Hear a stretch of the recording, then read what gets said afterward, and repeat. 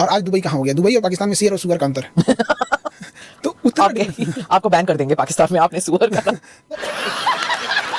मुसलमानों का सर अगर किसी ने नीचे झुकाया तो एकमात्र यही देश है। मुसलमान को अगर जिल्लत सहना पड़ रहा है तो उसमें 80% योगदान बस इन्हीं चोटों का है। यहाँ पोलियो पिलाने वाले बच्चे को पाकिस्तान में गोली मार दिया जाता है, पोलियो नहीं पिलाने दिया जाता। क्या कह के कि पोलियो अगर 2 बूंद पिला देंगे तो बड़ा होकर 2 ही बच्चा पैदा कर पाएगा। मतलब वो पोलियो 4 साल के बच्चे को पिलाया जाता है, उसके करियर की चिंता नहीं है कि बड़ा होकर डॉक्टर, इंजीनियर, बिजनेसमैन, बच्चा कितना पैदा करेगा। और तो दोस्तों वीडियो का ट्रेलर देखकर आप समझ ही चुके होंगे कि आगे की वीडियो कितनी धमाकेदार होने वाली है। दोस्तों खान सर ने जिस तरीके से अपने इस लेटेस्ट पॉडकास्ट में पाकिस्तान की बैंड बजाई है और पाकिस्तान को रोस्ट किया है वो काबिले तारीफ है। तो दोस्तों चलिए इस वीडियो को स्टार्ट करते हैं। चालू करो बे।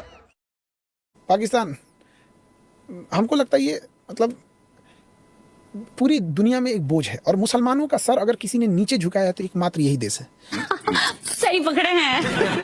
इस जितना मुसलमान यहाँ रहते हैं इंडिया में भी उतने मुस्लिम रहते हैं, बट फर्क है मुस्लिम और इंडियन मुस्लिम होने में फर्क है। दुनिया का सबसे बड़ा मुस्लिम कंट्री इंडोनेशिया की वजह से किसी मुसलमान का सर नीचे नहीं झुकता है। दुबई मुस्लिम कंट्री है, उसके वजह से किसी मुस्लिम का सर नीचे नहीं झुकता है। बहरीन, कतर, सऊदी अरब, हम लोग सीखते हैं सऊदी अरब से कि वैसा कानून इंडिया में होना चाहिए कि किसी महिला के साथ अगर कुछ हो रहा है या किसी के साथ जगह तो हाथ काट दो। हम लोग रोल मॉडल दिखाते हैं, लेकिन पाकिस्तान की वजह से आज मुसलमान अपने आप को सोचे कि मुसलमान को अगर जिल्लत सहना पड़ रहा है तो उसमें 80% योगदान बस इन्हीं चोटों का है। बात तो सही है। यहाँ पे मस्जिद में बम फोड़ देता है सब। सिया सुन्नी में सुन्नी, वहाबी वहाबी, देवबंदी, अहले हदीस, अरे बाप रे बाप, इतने वेराइटी बना के रखे हैं कि हम अच्छा वाला है तुम अच्छा वाले। ये बोझ है। और सबसे बड़ा खराबी क्या होता है इन लोगों में कि अगर ये किसी गलत काम कर रहे हैं तो उसमें भी अल्लाह अकबर बोलते हैं। तो इंसान फर्क क्या करेगा? कोई नमाज पढ़ने जा रहा है अल्लाह अकबर बोल के, आप वही बात बोल के किसी मासूम को ताज होटल में कोई छुट्टियां मनाने गया उसको गोली मार दोगे। तो ये सोचिए कि ये दूसरे के दुश्मन तो बाद में हैं, ये सबसे बड़े दुश्मन अपने हैं। पूरी कम्युनिटी को बदनाम करके रखे हैं सब। 7 करोड़। फिर आप अगर बहुत से लोग हैं जो कहते हैं हम एक ही किस्म के लोग हैं, यहीं से तो निकले थे पाकिस्तान, हम भाई हैं, हम एक ही हैं, हम भारत और पाकिस्तान, आप उनके लिए क्या कहेंगे? मार मारना चाहिए ऐसे इन लोगों को, एकदम आशावाद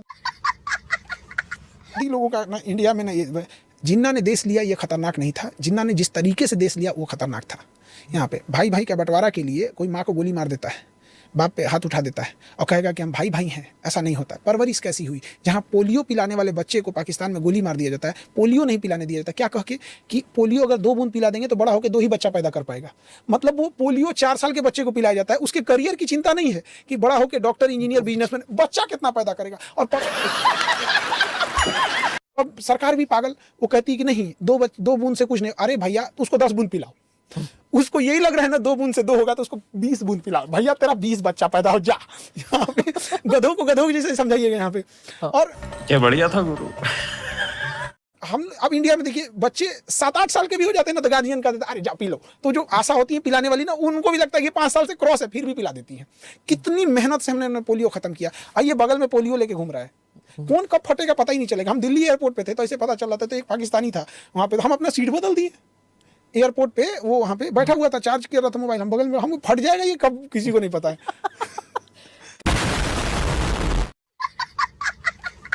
कभी गए पाकिस्तान? जाने आने भी नहीं देगा सब। मैं गई हूँ पाकिस्तान क्योंकि मैं देखना चाहती थी कि क्या है। मतलब हम इनके बारे में इतना सुनते हैं, जैसे वो कहते हैं कि हमको कहा जाता था कि जो हिंदुस्तानी है सींग है उनके सर पे। मतलब गलत फहमियां भी बहुत होती है ना। तो जब मैं पहली बार गई तो मुझे लगा कि हमने सोचा था ये तो कुछ भी नहीं है, पर इनकी सड़कें इतने बड़ी हैं और इनकी जो दुकान है वहाँ पे अलग अलग किस्म की शैम्पू वैम्पू थे। हमारे यहाँ तो नहीं था उस वक्त। हमारे यहाँ तो सिर्फ 2 किस्म की गाड़ियाँ होती थी, फिएट होता था, एम्बेसडर होता था। उनके पास अमेरिकन गाड़ियाँ थी, उनकी लाइटें बड़ी चमकती थी, उनका एयरपोर्ट साफ था। हमारे यहाँ तो छोटा सा एयरपोर्ट था उस वक्त। तो मुझे लगता था, फिर उसके बाद 10 साल बाद फिर से जब मैं गई तो तब तक यहाँ पर लिबरलाइजेशन हो चुका था, हमारी एयरपोर्ट बड़ी हो गई थी, हमारी यहाँ दुकानें भी बड़ी थी।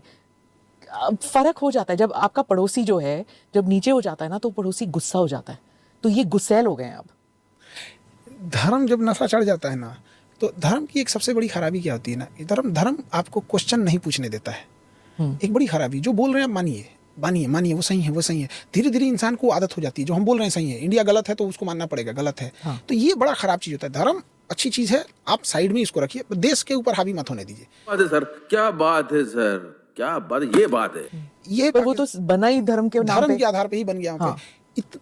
दुबई एयरलाइंस भाड़े पे पाकिस्तान से जहाज ले जाती थी और आज दुबई कहाँ हो गया? दुबई और पाकिस्तान में शेर और सुअर का अंतर है। तो उतना आपको बैन कर देंगे पाकिस्तान में, आपने सुअर का नाम।